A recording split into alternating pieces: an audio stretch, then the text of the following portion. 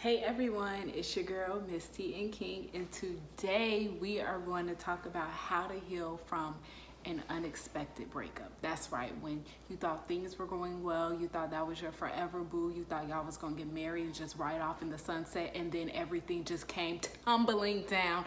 That's exactly what we are going to talk about it. And maybe you've been ghosted. Maybe it's not necessarily a breakup you are going through. Maybe it's a situationship and you've been ghosted, and you're trying to move on without receiving any kind of closure.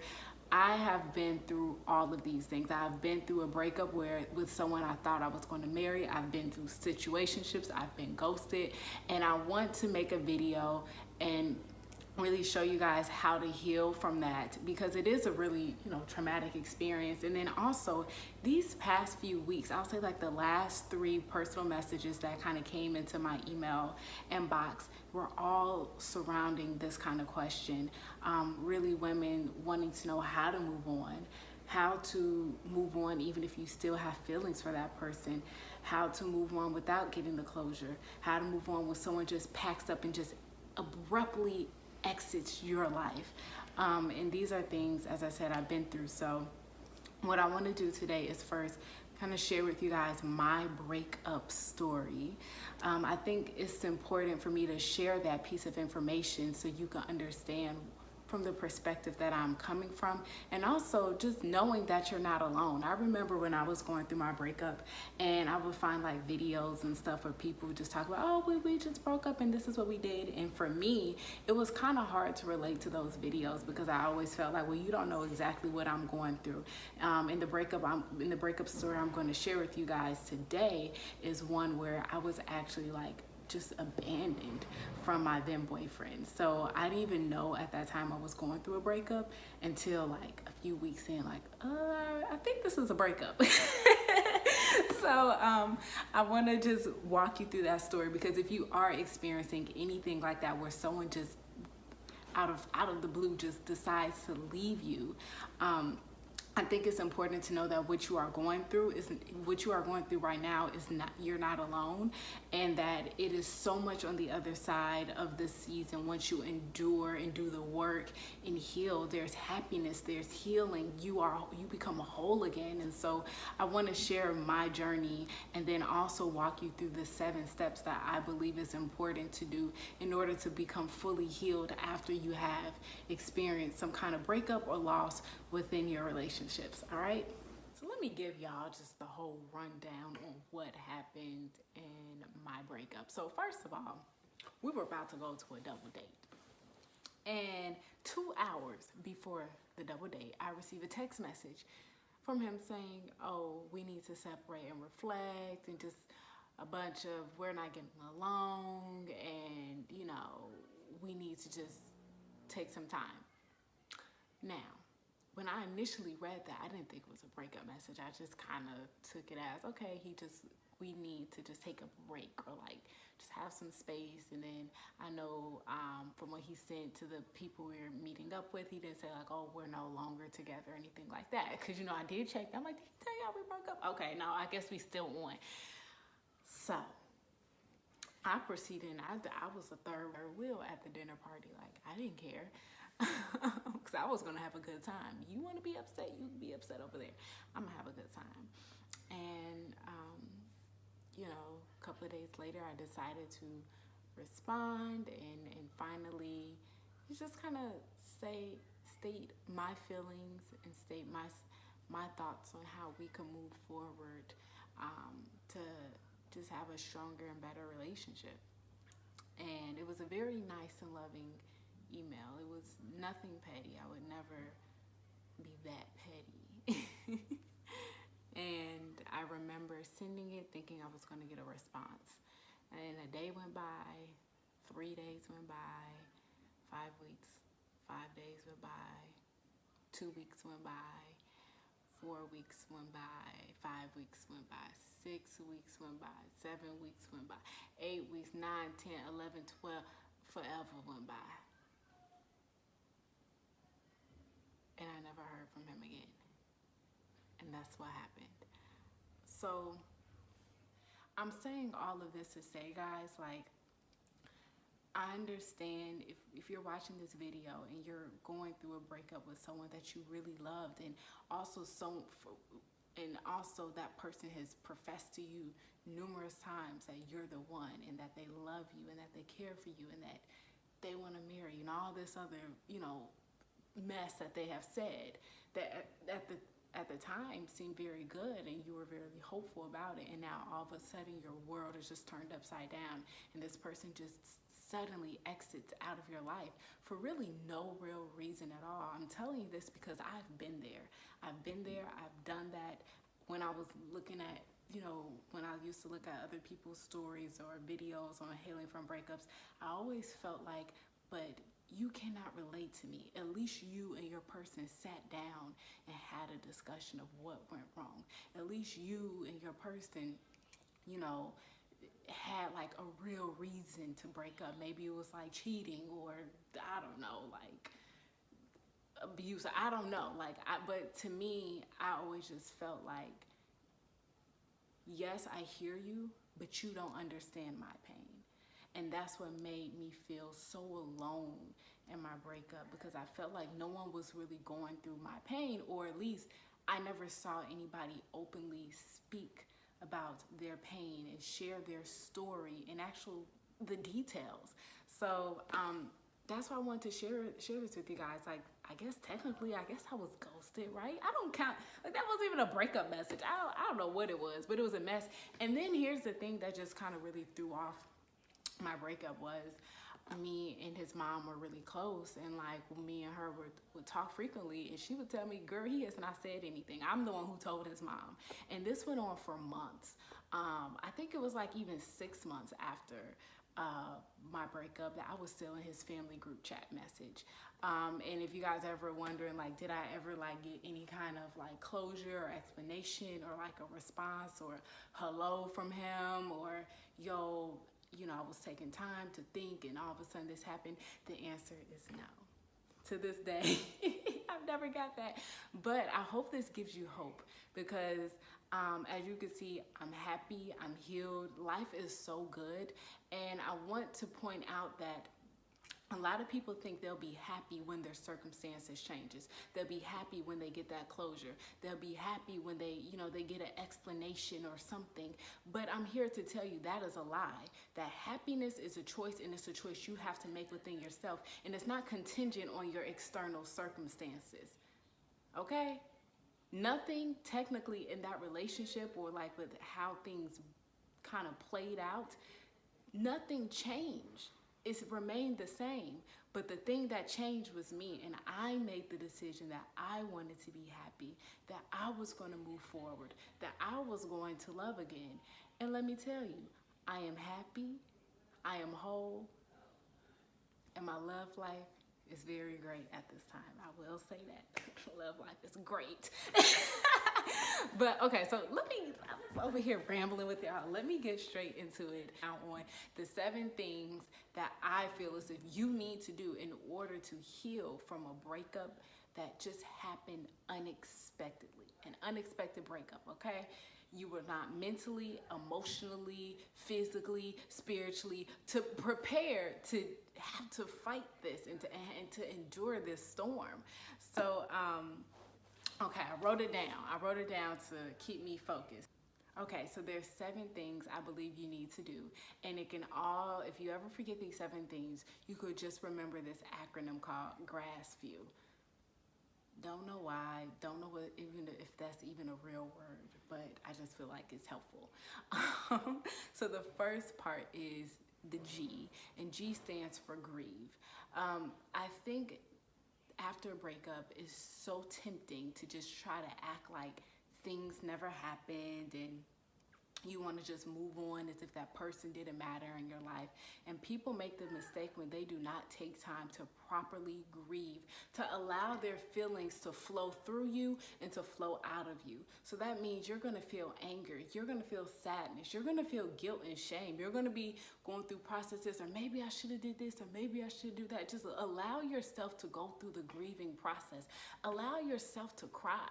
You ain't got to put a smile on your face every single day. Allow yourself to be angry and frustrated and confused. Allow your heart to be broken and to just feel that, because you got to be able to process all of those things. Don't try to, the problem we make is when we try to just mask everything and mask everything and mask everything. And what happens is you're going to keep masking and masking and masking. And one day you are going to explode, and you're going to be crying and about things that happened 10 years ago, emotions that you have buried because you didn't want to face them and deal with them. So right now it's a time to grieve. It's a time to be in touch with your feelings and to allow them to flow through you so they can flow out of you. That's the first thing you need to do. And the second thing you need to do, R stands for reflect. That's right. After you grieve and as you're sad, like really take a look at yourself in the mirror. Take inventory of what has been happening in your life. Look back and think about what were the red flags that I've missed. I know at that time, when I was going through my breakup and I was reflecting, I'm like, oh my gosh, God, there were no red flags. We were so perfect. You're in your feelings. One day you're going to look back, you're going to be like, wait a minute, I missed that. Or wait a minute, that was a sign, you know? But take a moment and just reflect, and also reflect on what are the reoccurring patterns that's happening in your life. If all of your relationships are ending in sabotage, if everybody is just hurt, like you're the common denominator. So you got to really look at your life and look at the patterns that is happening in your life and realize that only you can change these things. And that leads me to my next word. My next word is accountability. You have to be accountable. Hold on. Let me go back to reflect. Self-awareness is the first step to change. So you cannot change anything you don't know. And you can't reveal what you don't know if you don't actually take time to pause and reflect and look and think back to how you and this person got together. Think back to the reoccurring themes and the patterns that was happening in your relationship. Think back to what are the overall themes that's just happening in my life. Like sit down and really reflect on where you are right now and where are you trying to be? Where are you missing the mark? Because something is not clicking. And that leads me to that next part, which is accountability. Now, once you have reflected and you kind of take an inventory of things that's in your life right now, what's been happening, you know, unveiling all of those patterns, then you got to take accountability, because you are the common denominator in all of those circumstances.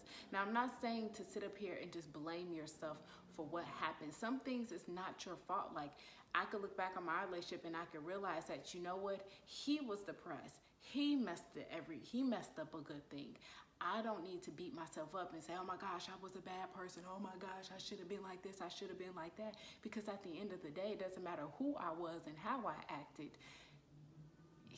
When someone's depressed, it doesn't matter. You know, his happiness and his decision is a reflection of what's inside of him. His choices and actions is nothing but a reflection of what's inside them, inside that person. So don't sit up here and beat yourself up. That's not what accountability is. Accountability is not, you know, feeling ashamed and making yourself guilty. No, accountability is taking responsibility. It's taking responsibility for your life. It is taking responsibility for your actions. It's taking responsibility for the things that you are continuously attracting in your life. And it's hard. Accountability is so freaking hard because it reveals things about you that you may not like.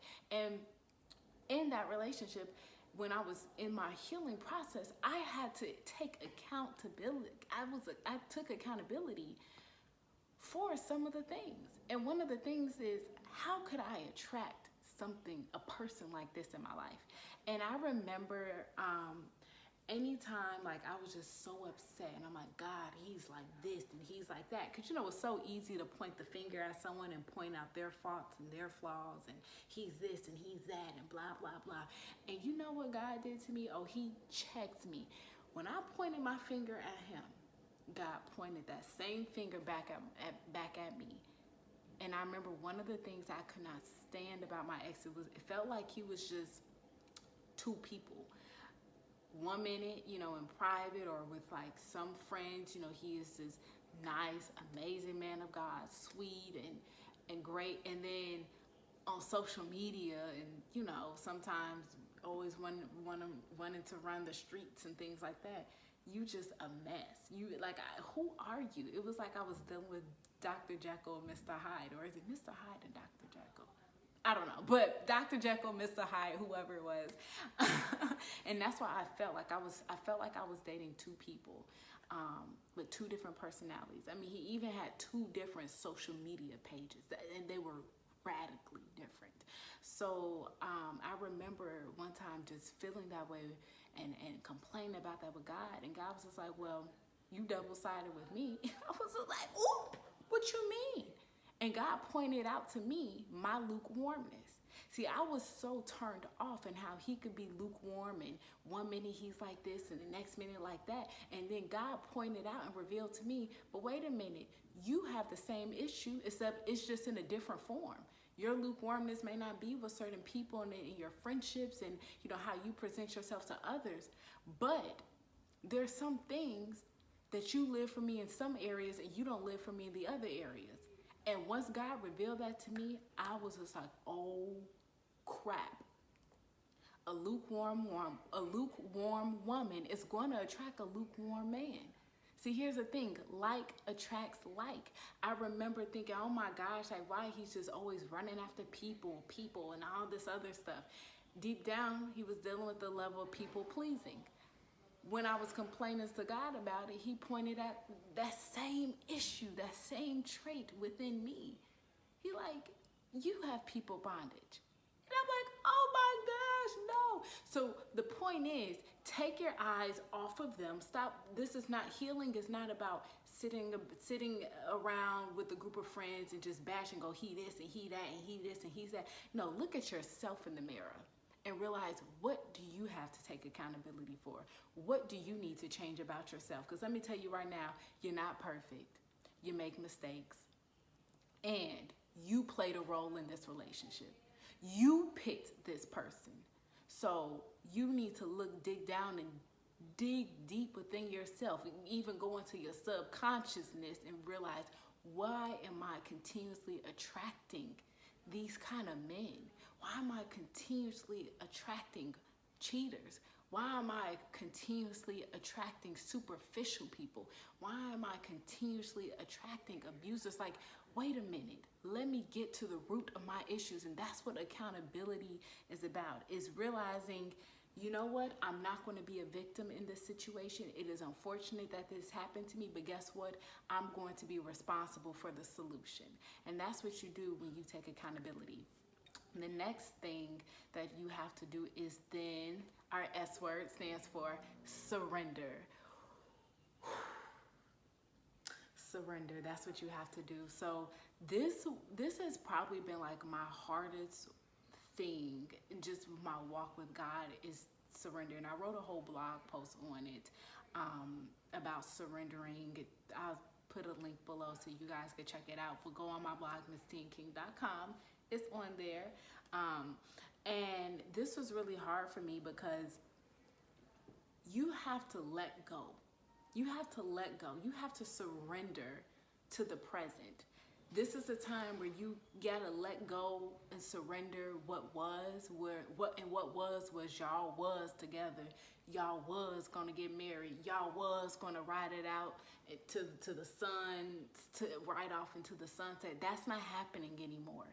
Right now, you have to be surrendered to the present moment and stop living in the past and stop living in the what if.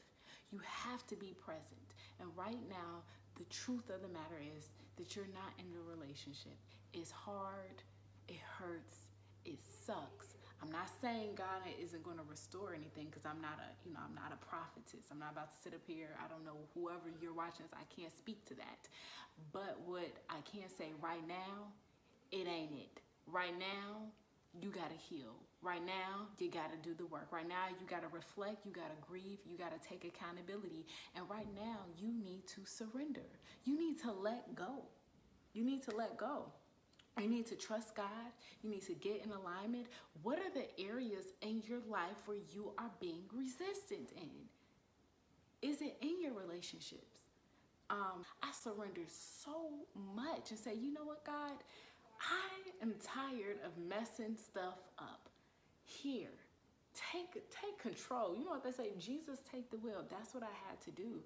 And I did that. And I just decided, you know, I was going to surrender control. I was going to trust God, and I was going to get in alignment. And that's what you have to do right now. Surrender your singleness. So it's like that season. Stop trying to just date and go off to person to person to person to person. No. This is your time to heal.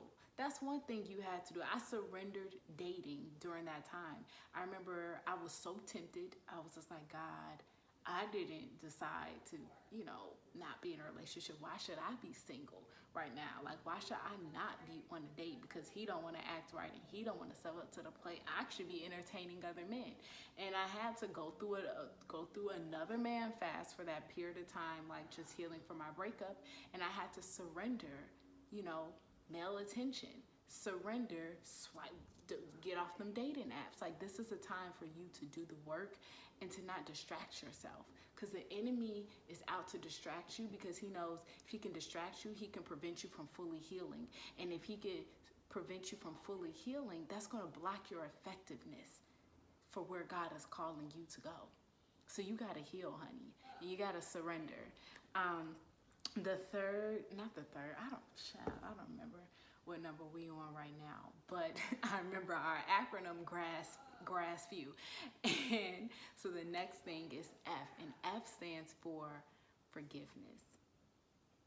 This is hard, because how do you accept the apology that you never got?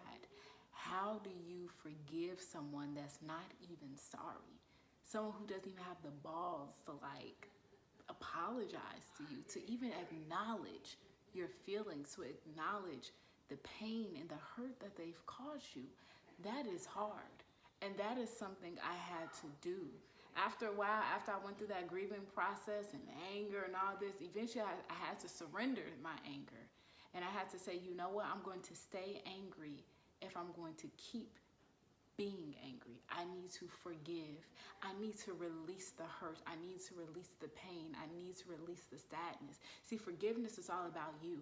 And I didn't have to send this message. I never sent a message saying, oh, I forgive you for what you did and blah, blah, blah. I didn't have to do that. I prayed for him, and I gave my heartache and my anger and sadness to God. And I had to forgive him. Father, forgive them, for they don't know what they do. And I had to really realize, I had to just take myself out the equation. And I had to just see the person when I was in a relationship, the person who I was with was broken. He was hurting. He was going through a depression. He was dealing with all types of internal demons and a lot of generational trauma. He was dealing with that while I was with him. So he was not even in his right mind. He was not even well. And that's what I just kind of had to think like that. Like, you know what? Hurt people hurt people. And he hurt me because deep down he is hurt. But I'm not going to keep that hurt within me. I'm going to give that hurt on back. I'm going to give that hurt on to God. And I'm going to move forward with my life. And I'm going to release him. I'm not going to allow what he did to me have any bondage and control over my well-being, over my happiness, and over my future.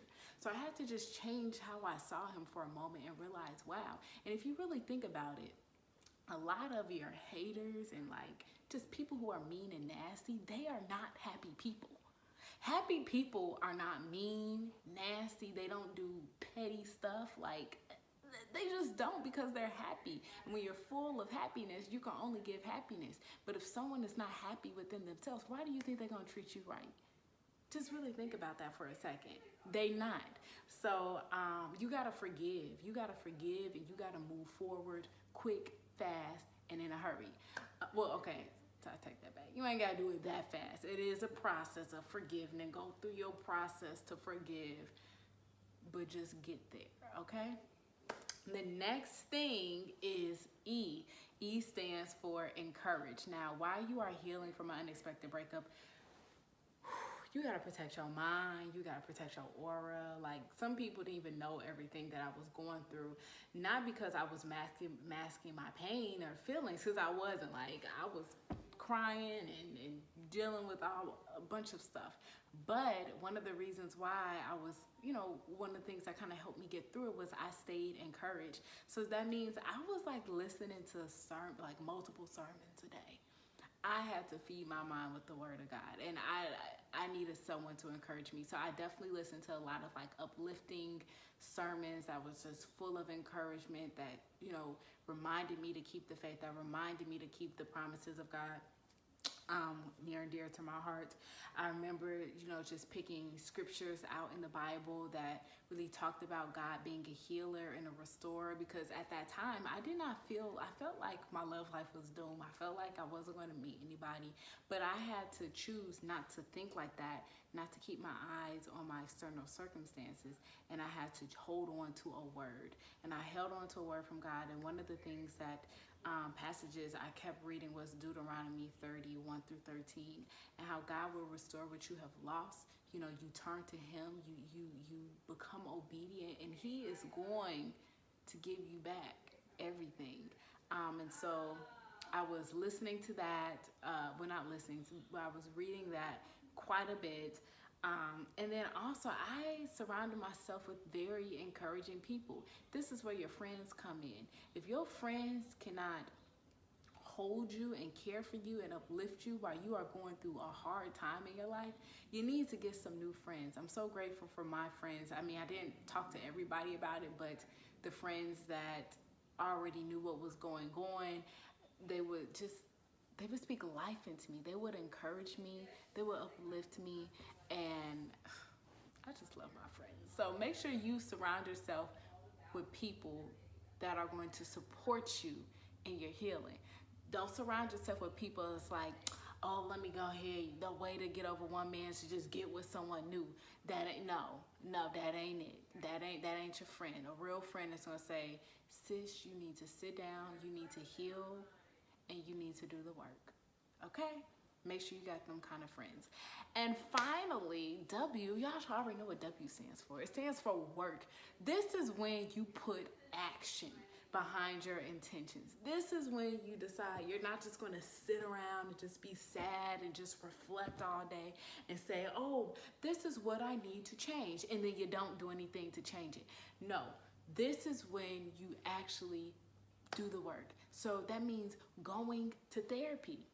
If you realize you are still dealing with some childhood trauma, or you're facing things that's like a generational curse or anything like that, you need to go to therapy. Even if you just need to process this breakup in a healthy way, you need to go to therapy. I can't stress, go to therapy, go to therapy, go to therapy. Like, really do that.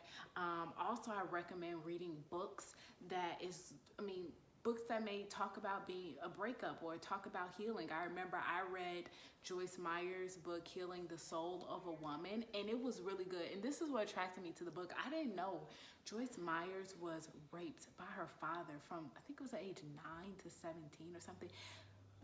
Horrifying. And in her book, she talks about her journey of actually healing that horrific time in her life and how she was able to heal from that and eventually forgive her father. I was just like, oh my gosh, she went through something a million times worse than what I'm going through. And if she's able to have healing and hope and faith on the other side, well, I need to hear exactly what she did, how she did it, because I need some of that too. So I read a book. I did read that book, and I just encourage you to do other, just read other books and things that's just going to really nourish your well-being. If you know, realize, hey, maybe deep down you're unhappy, you know, with your health or things like that, that you're just unpacking, well, maybe it's time for you to go to the gym. I mean, get that revenge body, okay? Go ahead and look good. Come out of your healing season fine as hell, okay? Team snatch. So that's just really what everything comes down to. It's just doing the work. And also, this isn't in a part of my acronym, but I think this goes without saying that all of this stuff is going to take time. Healing is not an overnight process. We want things to be fixed and back on the dating scene after a week of being sad, and after 2 weeks. And it just doesn't work like that. I think my whole healing season, I think it lasted for 5 months. And those months were intense. 5 months where every day I'm getting up and I'm doing the work. I'm working on myself. I'm healing. I'm taking accountability. I'm surrendering to God. I'm putting myself back into alignment with His will for me, and in sacrificing things that, you know what, weren't always good for me, but I was too stubborn to let them go. It comes down to doing that, staying encouraged. Like, my faith grew as time went on, and one of the reasons why I was able to grow is because of the things that I consumed. So this isn't the time to be, like I say, consuming yourself and your mind with a distraction like another person. Don't go on pity dates. Don't go on, you know, just swiping right and left. Like, don't, no. Because then you're not even healed. And then you're going to get into this next relationship and you're going to mess that up and you're going to put that trauma onto somebody else. Don't do that. Just take this time, suck it up, heal, and I promise you, I'm speaking from experience. When it is time, when it is your time to be revealed to a better man, okay? Or maybe men, I don't know, because maybe you're not ready just to settle down on one, I don't know. But trust me, that will happen. So I hope all of these tips are really helpful for you guys. And I hope, you know, no matter what part of the breakup season or healing process you are in, that you just stay encouraged and you just remember God is an absolute restorer. He's a healer and He's a comforter, and I'm speaking from experience. I know that, and just see as living proof. If God was able to heal me and make me a better woman from an unexpected breakup, He's absolutely going to do that for you. I believe that. I'm already standing in agreement, and I hope you have an amazing day. Take care.